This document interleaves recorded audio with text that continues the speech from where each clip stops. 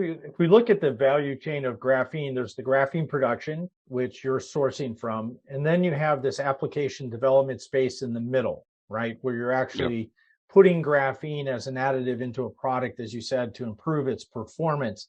If I understand correctly, Gerdau Graphene is really focused on coatings, paints, concrete, and on different plastics applications, which could include composites, both thermoset and thermoplastic.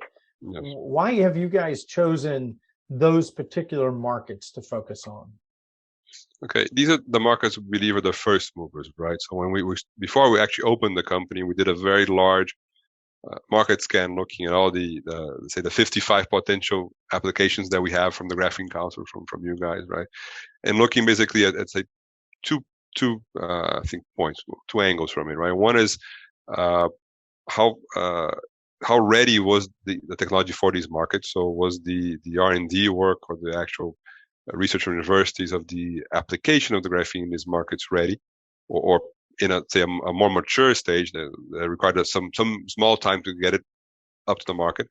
And then also we looked at the same sense, okay, what is for each one of these markets, how quickly do they turn new products commercially, right? So if you talk about doing an application, for example, in aerospace, it has a very long development period and validation period, whereas if you do something in a more CPG environment, that can be much quicker. So we tried to pick initially markets which had the application technology of graphene more mature in a way, or which would have a little bit less of energy to get it to a mature point, of markets that could move quicker in terms of converting a new additive or new product into something that is actually commercial. That's one angle we looked at it, right?